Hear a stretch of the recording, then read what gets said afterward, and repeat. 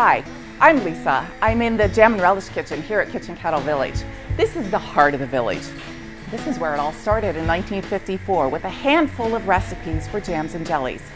We're still canning and jamming today, but now we make almost 90 varieties of jams and jellies, along with sauces, preserves, pickles, relishes, salsas. Well, you get the idea.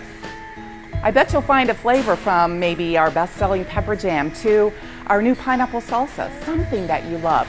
Or maybe a flavor or two that you love, but you didn't know it until you tried it. You can see it all being made right here. The best part is, all of the varieties and flavors we make are available for free sampling. So you're bound to find something you love. Grab your friends and family and come on down to Kitchen Kettle Village for a flavor adventure.